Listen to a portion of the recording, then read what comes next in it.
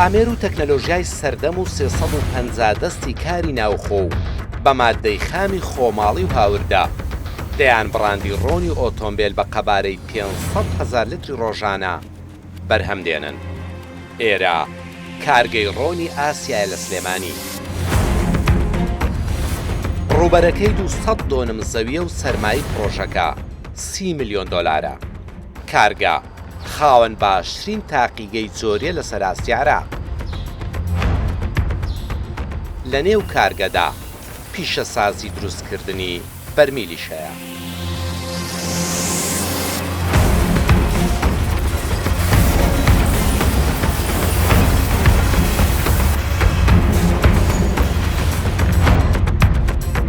ئاماری دەستەی سەرژمێری عێراق بۆ ساڵی 2024 دەریخستووە. ژمارەی ئۆتۆمبیلی تایبەتی تۆمارکراو لە عێراق و هەرێمی کوردستان گەیشتۆتە زیاتر لە 8.2 ملیۆن ئۆتۆمبیل. ئەمە جگە لە ئۆتۆمبیلی بێت تابلۆ و ساڵیانە لەگەڵ هەزاران مۆریدەی کارەبا و ئامێری دیکەی پیشەسازی و کشت و کاڵی کە پێویستیان بە ڕۆن هەیە.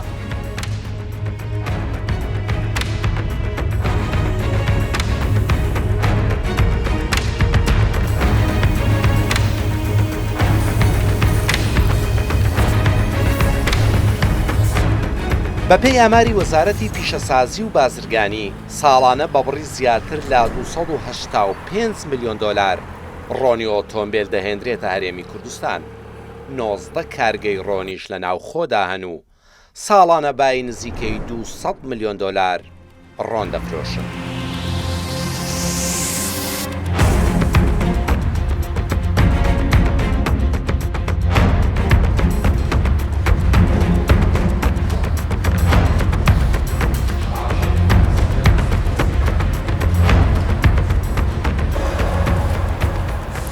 بەپێی ئاماری بەڕێوەبەرایەتی گشتی پلان و بەدواداچوون لە وەزارەتی بازرگانی و پیشەسازی هەرێمی کوردستان کە پشتی بە داتای وڵاتانی هەناردەکار بەستووە، ساڵی ڕابردوو عێراق 1,600,000 تۆن ڕۆنی ئۆتۆمبیلی بە بەهای 822 ملیۆن دۆلار هاوردە کردووە. نزیکەی 135 ئەو ڕۆنە لە هەرێمی کوردستان فرۆشراوە. 76 جۆر ڕۆن لە بازاڕەکانی هەرێمی کوردستان هەن. نرخی لیترێکی لە 2000 دینارەوە دەست پێ دەکات تاوەکو دەگاتە 15,000 دینار. هەرێمی کوردستان ساڵانە پێویستی بە نزیکەی 800,000 تۆن ڕۆنی ئۆتۆمبیل هەیە. 160 ئەو ڕۆنە هاوردە دەکرێ و تێکڕای نرخی هەر تۆنێکی لە نێوان 1300 تاوەکو 1400 دۆلارە.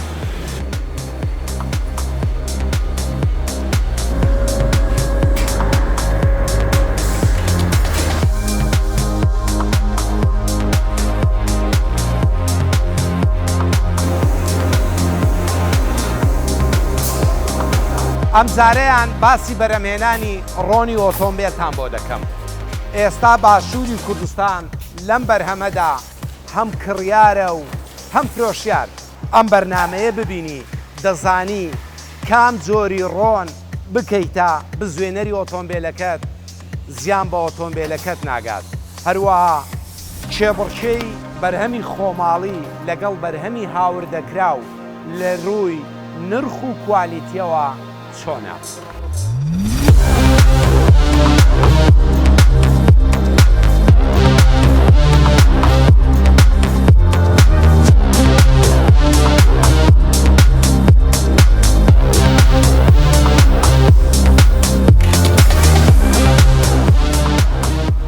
ساڵی 2003 لەم کارگەیە دەست بە بەرهەمهێنانی ڕۆنی ئۆتۆمبیل کراوە. بارزان حەمەدەمین و 4 برای دیکەی لە باوچیانەوە تێکەڵی بازرگانی کردن بە ڕۆنی ئۆتۆمبیل بوونە و ئێستاش خاوەنی گەورەترین کارگەی ڕۆنی ئۆتۆمبیلن لە باشووری کوردستان. نۆبڕاندی ڕۆنی ئۆتۆمبیل و سۆیلی گێڕ و هایدرۆلیکی سوکان دروست دەکەن.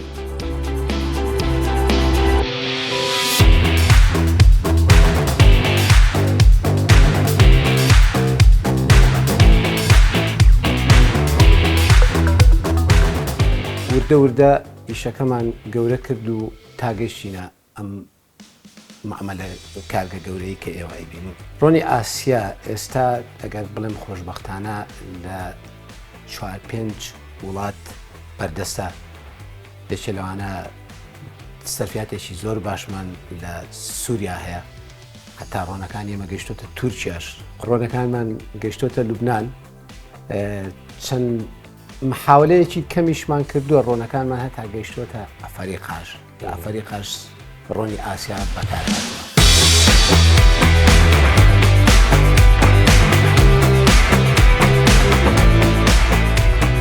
ڕۆژانە لە وڵاتانی ئاسیا و ئەوروپا مادەی خامی ڕۆنی ئۆتۆمبیل دەگاتە کارگا. بۆ ئەوەی ڕۆنێکی باش بەرهەمبێنی دەبێت مادەکانی ئەدەتیف، پۆلیمەر، ئەنتیفۆم و ئەنتفرێزت هەبێت بە ئاوێتەکردنیان زۆرەکانی ڕۆنی ئۆتۆمبیل دروست دەبێت.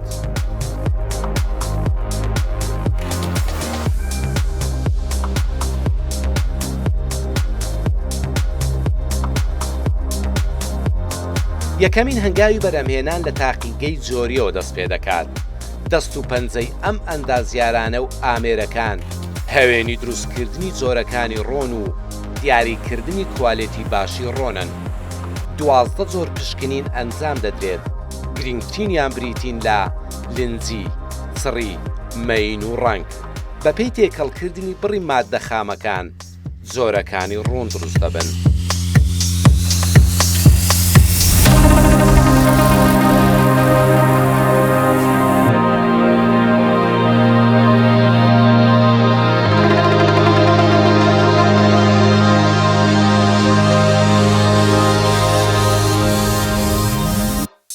دیارە هەر دەرەجەی ڕۆنێک ڤیسکۆستی تایبەت بەخۆی هەیە. ئەم جیازە بۆمان دیارەکە ئایا ئەم ڕۆنە دەرەجەکەی 5W20 5W30 10W30 یاخود هەر دەرەجەیەکی تر هاوکات هەر لەگەڵم فەحسەیە یارمەتی دەرە بۆ ئەوەی بزانین ڤیسکۆسی ئیندێکسمانەیە بۆ ڕۆن زانێکین ڤیسکۆسی ئیندێکسی ئەم ڕۆنە چۆنە چونکە ڤیسکۆسی ئیندێکس دەریەخە ئایا ئەم ڕۆنە بەرگە گیرکردنی بۆ جەوی سەرما و گەرما چۆنە چونەمە دەبی بە پێی وەرزەکان ڕۆن لە بازاڕی وایە بەدڵنیایەوە چونکە ڤیسکۆستی ئیندێکس زۆر نزم و ئەکات کە ئەم ڕۆنە لە جەوی ساردا خەز بێتەوە واتە وەکو قوڕی لێبێت بۆی تێبگەین یاخود لە جەوی گەرمای بەڵێ خەستە بێتەوە یاخود لە جەوی گەرمایە لە هاوینا بە تایبەت زۆر لەبێت وەکو ئاوی لێ بەدڵنیایی ئەمەژە بێتەوەی لە دەستدانی دەرەجەکەی و لاوان بێت دەرەجەکەشی بگۆڕێ ڕوونێکی ئاوا دروستەکەن کە بە پێی کەش و هەوا بگونجێت بەدڵنیایەوە و بتوانن ئەو قسەی سەرەتاش باسم کرد من کە بەدەست ئێوە زەرر من بم ڕەنگە بێ میێخەتان بەڵام چی لە ئیتالیا و ئەڵمانیا و ئیمارات بەدڵنیایەوە ئەو ڕۆنانەی کە ئێمە هاوردی دەرەوەیەکەین چەندین جار بۆمان نێنەوە خۆمان دووبارە بۆشان فەحسەکەینەوە بێ مشکلێ یا جاریواڵە نەفسی ڕۆنم بۆ دروستکەنەوە بۆ مواسەفاتە زاتۆ هەر بەردەوام بە لەسەر بەرهەمهێنانی بەرهەمی باشی کوردەواری.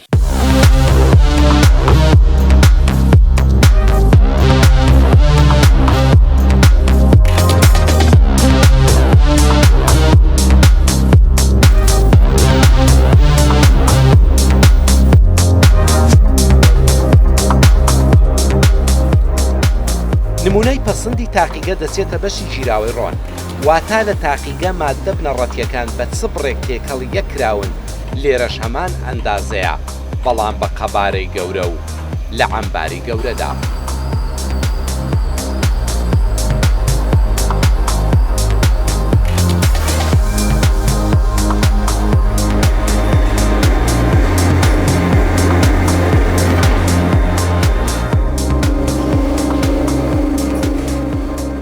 میکسینگە یان تێکەڵکردنی ڕۆنە ڤێرجنەکە لەگەڵ مەوادە محەسەنات و محەسەناتەکان ئەدەتیڤمانەیە ئەنتیفرێزمانەیە ئەنتیفۆممانەیە پۆلیمەرمانەیە بە هەر یەکی و بە جۆرەی ڕێژەی خۆی جۆری ڕۆنەکە لێرە تێکەڵەکرێ لەم شتانە ئەو مەوادانەی بۆ ئیزافاکرێ ئەجا دوای ئەوە میکسینگە خوا بە حەقی خۆی سەعاتە 2 ساعت بە جۆرەی ئەو ڕۆنەی کە دروستیەکەین دوای ئەوە نمونەی لێ وەرەگرین ئەیبین بۆ تاقیگە فەحسیەکە بە جۆرە نەتیجەی ئەوان بۆ بەشی بەرهەمی ئەنێرین هایدرۆلیک دروستەکەین ڕۆن بە هەموو جۆرەکانی لە 0-20ەوە هاتاکوم سای هەفتامان هەیە گێر ئۆیلمان هەیە گێر ئۆیلی 90 140 320 220 ئەم جۆرانە هەمووی دروستەکرێت.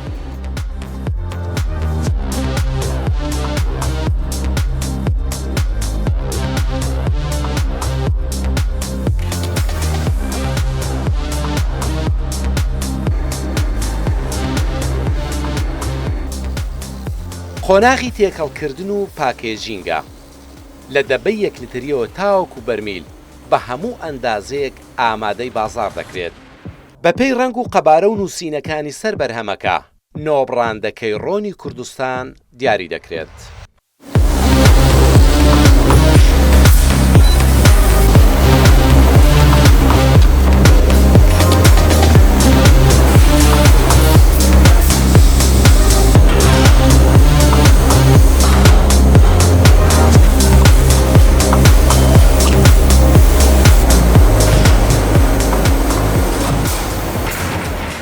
دانە بە شێوەیەکی زۆر باش و پرۆفشناڵە پێچینەوە یعنی بە تەواوەتی لەسەر ستانداردی جیهانی ئایزۆی 9001 ئیشەکەی زۆر گرنگە بەلامانەوە کە چەندێک ئەو مەوادە ئایا طبعاً مەوادەکە ئەمێنێتەوە بە هەر حاڵ ئەی چەندێک بەرگە ئەگرێت لەناو ئەو شێوازی پاکێجینە و ئەو جلیکان و ئەو دەبەی کە تایەتی بۆیە ئێمە زۆر گرنگی بۆ بارە ئەین.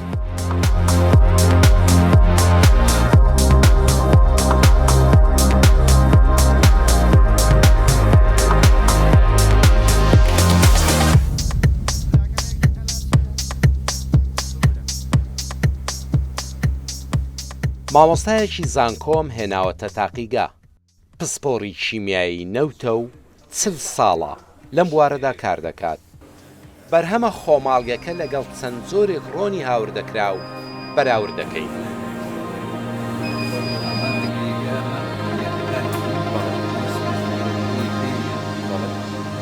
ئەمانە سێ بڕاندی بیانین کە هاوردەی باشووری کوردستان کراون ئەمریکا، ئەوروپا، ئیمارات. ئەمەشیان بەرهەمە خۆماڵیە حیاتەکەیە کە من ئەمەوێ لەگەڵ دکتۆردا بەراوردیان بکەم ببینین کە ئەو بەرهەمانەی کە بڕەپارەی زۆرە بەنە دەرەوە لەگەڵ بەرهەمە خۆماڵیەکە جیاوازیان چیە؟ ڕۆن ناتوانین یەکسەر ئاوا بڵین باشە یا خراپە ئەگەر بێت و تەواو تێستی وەنەکەین.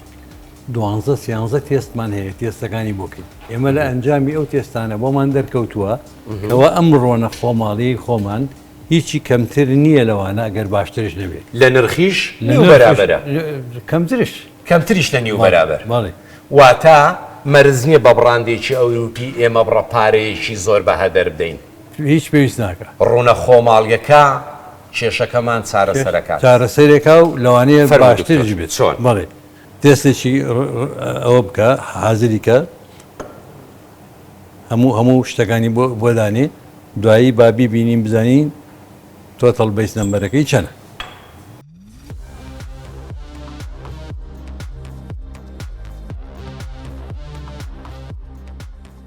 پشکنینەکەی کە ئەمە هەیەمانە لە بینی 9 بۆ 10 تۆتەڵ بەیس نەمبەرەکەی دەرەچێ یعنی ئەتوانێ زۆر بە ئاسانی 8 بۆ 10,000 کیلۆمەتر بڕوە لەسەر ڕوونە خۆماڵی. بەڵێ 8 بۆ 10,000 کیلۆمەتر ئەتوانی بە ڕوونە خۆماڵیەکە بڕۆی. بەڵێ بە پێی مواسەفاتی ئەسیێمی جیهانیە هیچ عیبیشی نییە. شۆفێری بەڕێز بۆ تێمەکەوە کە تۆ بڵێ وەرە نرخی بە $5 ڕوونم بە $5 گۆڕیوە نرخی $100 $75 داوە بە ڕوون گۆڕەکە ئەوە مەرز نییە. نا هیچ مەرج نییە. هیچ مەرج نییە یعنی نرخەکەی شتێکی بازرگانیە شتێکی زانستی و شتێکی پیشەسازی نییە شتێکی ئەوە نییە خزمەتی ئۆتۆمبیلەکەت بکە.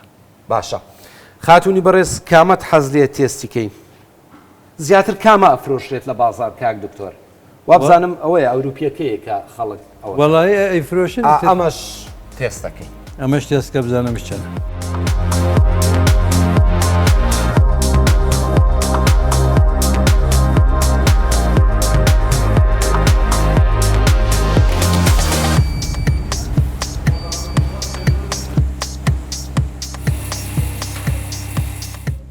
ئەمە ئەوروپیەکە شەشە نڵێ کەوایە ئەبێ ئەوروپیەکە زووتریش بگۆڕێ ئەبێ زووتر بگۆڕێ بەڵێ ئەبێ زووتر بگۆڕێ چونکە توانای ڕۆشتنی بەو TBN کەمترە زۆر لەوەی کە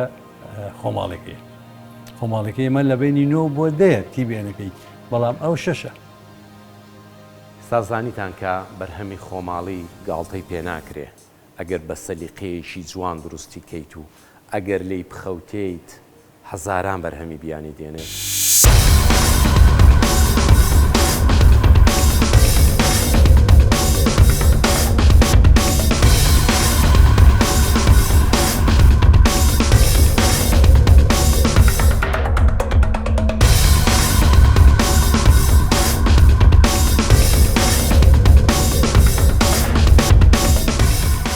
لەم کارگەیە کارێک کراوە لە 0ەوە بۆ 100 تەواوی پێداویستیەکان بەرهەمی دەستی خۆیان بێت. ئێرە بەشی دروستکردنی بەرمیلە. قۆناغ بە قۆناغ لە ڕێگەی دەستی کاری ناوخۆ و ئەم ڕیزە ئامێرەی بەستراو بەیەکەوە ڕۆژانە 2000 بەرمیل دروست دەکەن. نرخی یەک بەرمیلی هاوردەکرا و 25 دۆلارە. واتە ئەم کارگەیە ڕۆژانە 50,000 دۆلار بەم پیشە سازیە گل دەداتەوە.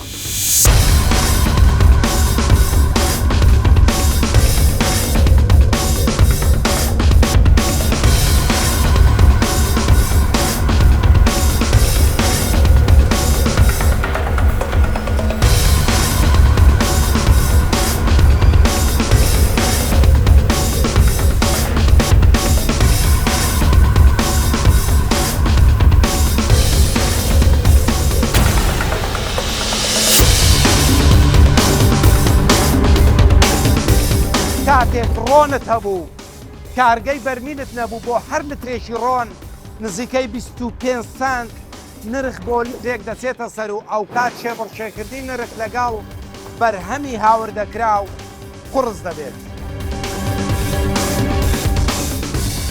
هاوردەکردنی بەرمیل ئیشێکی ئاسان نییە. بۆ نمونە کۆنتینەرێک ئەتوانێت 200 بەرمیل هەڵبگرێ. گواستنەوەی 200 بەرمیل پێویستی بە کولفەیەکی زۆرە، کولفەیەکی زۆرە چێتە سەر تێچووی بەرمیلەکە. جا بۆیە ئەمە وا ئەکا ئێمە بتوانین بە کوالەتێکی زۆر باشتر بە نرخێکی هەرزانتر بەرهەمەکانمان بخێنە بازاڕەوە.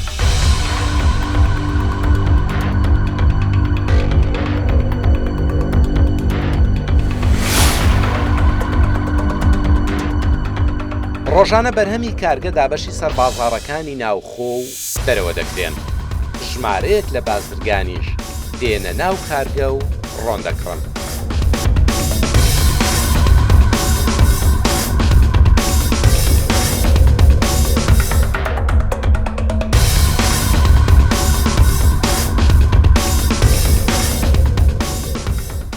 ڕۆنی ئاسیا ئەم بڵاو دەکەن هەموو سووریەدا و شارێک گەورە بەردەست ئێمەیە وەک حەلەب و شام بۆ شاری هەری گەورەی سووریەدا تەقابل ڕۆنی ئاسیا وڵاتێکی وەک سووریەدا پڕ باشە پڕ پێشکەتیە هەم ژالی کوالیتی دە منافەسەی مارکەی عالەمی دکە هەم ژالی سعریژی دە ji بۆ وڵاتی سووریە gelekî مناسبە.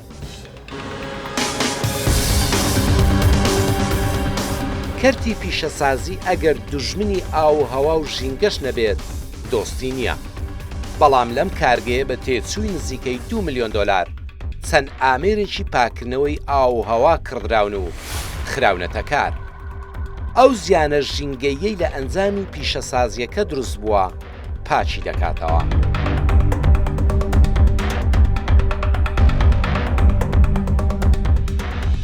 صورت DAF و AOP که در واقع بە بەکارهێنانی سیستەمی هەڵخستن بە هەوای تواوە DAF و ئۆکساندنی پێشکەوت و AOP بۆ بێکاریگەرکردنی پیسەکانی ئاو تەواوی پاشەڕۆئاویەکانی کۆمپانیاکە پاک دەکرێنەوە و دووبارە دەگەڕێندرێنەوە بۆ سووڕی بەرهەمهێنان. بازیافت و در چرخه تولید قرار میگیرند و با ارتقاء تکنولوژی واحدهای هەروە بە پەرەپێدانی تەکنۆلۆژیاییەکەکانی بەرهەمهێنان تەواوی ئەو گازانەی لە دوو کەڵکێشەکانەوە دەردەچن ڕەوانەی پاڵاوگە دەکرێن و دواتر بۆ ئۆکساندن ڕادستی یەکە پەیوەندیدارەکان دەکرێن بۆ ئەوەی تەواوی ماددە پیسکەر و گازە دەرچۆکان کەم بکرێنەوە و بگەنە ئاستی ستانداردە ژینگەیەکان و در حد استانداردهای زیست محیطی کشور عراق قرار بدهد.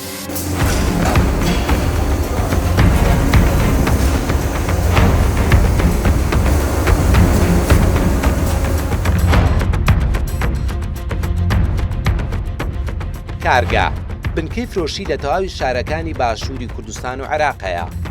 ساڵانە 40 بۆ 60 میلیۆن دۆلار کۆی فرۆشیانە. کەڵکی ئابووری لە نێوان 40 بۆ 60 میلیۆن دۆلارە.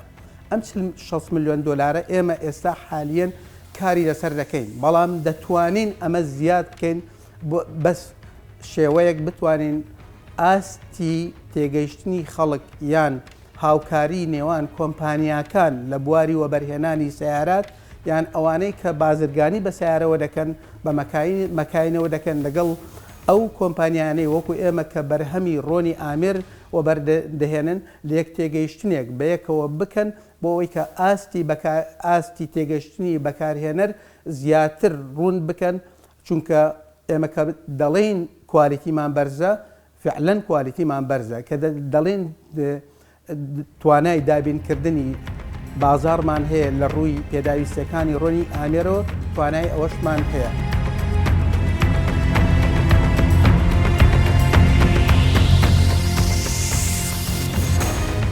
لە کۆگایەکی فرۆشتنی ڕۆنی ئۆتۆمبیلم لەم دەستەمەوە سەدان زۆر لە بڕاندی بیانی هاوردەکرا و ئەمەشیان بەرهەمی خۆماڵی. ئەمانە مەندوو بواتە فرۆشیاری جۆرەکانی ڕۆنن لە سلەیمانی. سڵاوتان لێبێت. ئێوە ڕۆژانە با تۆن ڕۆن لێرە ئەبەنە دەرەوە. لە بازاڕدا کام زۆری زیاتر یعنی کڕینی لەسەرە ئەی فرۆشنەوە؟ من زیاتر ناخۆ فرۆشم با نمونەی شلۆ بۆ بگەڕمەوە. ئەڵێ پیاوێک سەفەرێکیان کابراایکی غەری وڵاتەکانی کە لە ئەڵمانیا ئەگەڕێم دوسێ مارکێت ئەگەڕێ بۆ ماست باشە باڵێگرن لەوێ ئاساییشی ئەوێ بە قوتە باڵێک لە تۆ دوسێ شوێن گەڕای بووە ماست ئەو مازدەیە بۆ چینەوە کڕی ئەڵێ من ئەمێ بەرهەمی وڵاتەکەی خۆم بێ هەتا بەرهەمی وڵاتەکەی خۆم نەبێ نایخۆم من بەرهەمی وڵاتەکەی خۆم بۆچی ئەچی لە بازارڕە بە دوای بەرهەمە ئەگەڕێیت و کەش کڕیارەکانیشتر ئاوە بیرەکەنەوە کڕیارەکانیش بن وەکیلم هەیە ئەڵێ حەقە ئێمە هەموو پشتگیری ئەو کۆمپانیانە بکەن کە ناوخۆکان بەرهەمەیەن بەس بە باشی لۆگۆیان لەسەر بێ بە چاکی بەکارهێنن.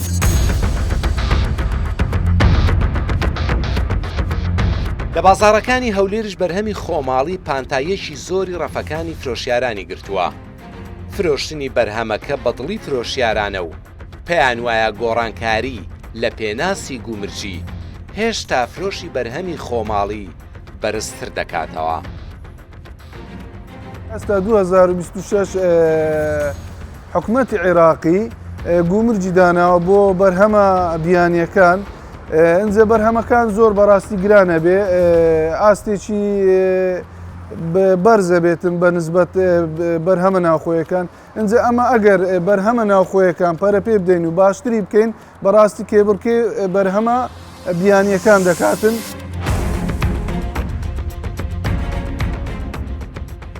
لە ڕوونگۆڕەکانیش زۆرن ئەو ئۆتۆمبیلانەی ڕۆنی خۆماڵی نەبێت نایکڕن هەم نرخیان پێگونجاوە و هەمیش گلەیەشیان لە کوالیتیەکەی نییە.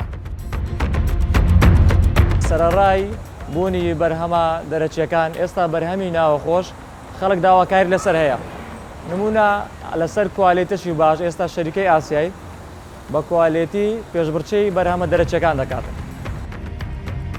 کاتێک بەرهەمی ناوخۆ دەکڕین تەنها کاڵایەک بەدەست ناهێنین بەڵکو هەوڵ و هەناسە دەدەینە ئابووری و پیشەسازی خۆمان.